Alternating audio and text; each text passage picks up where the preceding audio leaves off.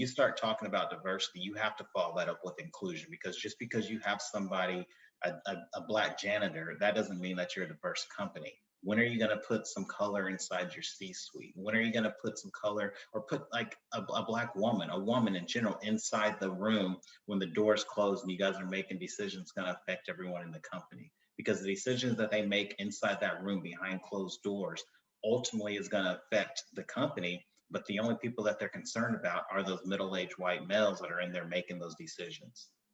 Correct. And like you said, if you're, Martin Luther King said it best, I feel like I'm integrating my people into a burning house. So if I'm going into a company and then 6 months later, I'm like, there's no opportunity here. No one's trying to mentor me. I see everybody that's in the company, that's in the C-suite doesn't look like me.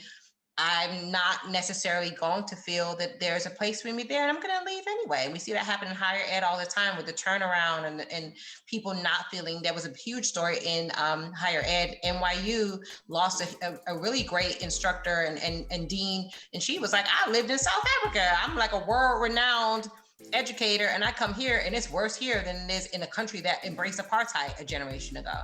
Yeah. So there is a lot of that inclusion piece. There's a lack of mentoring, there's a lack of understanding, and like Corey said, for me sometimes I feel like just empowering ourselves and having options is really important. Understanding that we don't necessarily have to go the corporate route. With my child is 22, I told her, do what makes you happy. So I think for a lot of us, we're looking at how can we make change if we can within our organization, but also look at empowering ourselves and not necessarily having to stay in a corporate America, look at other options.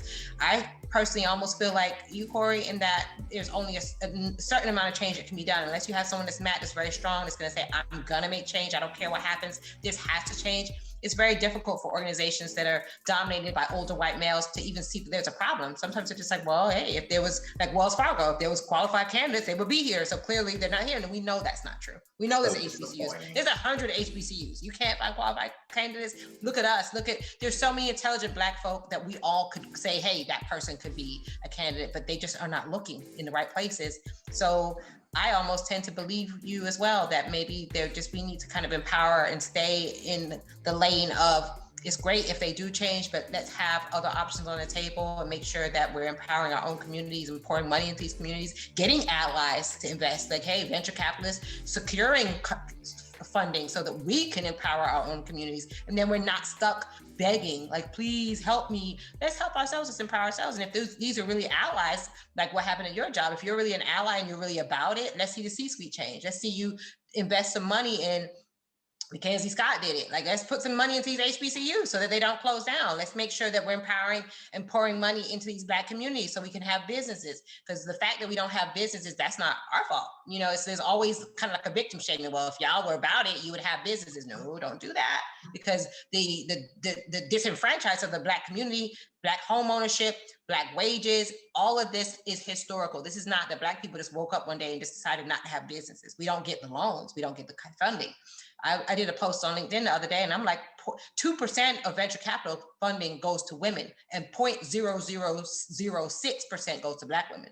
So where's the rest of that funding gone? It's not coming out. And when we did have the businesses, they were burnt down and stolen. Absolutely, for sure. Because there's the reason why there's a Rosewood. There's a reason why there's an Oklahoma.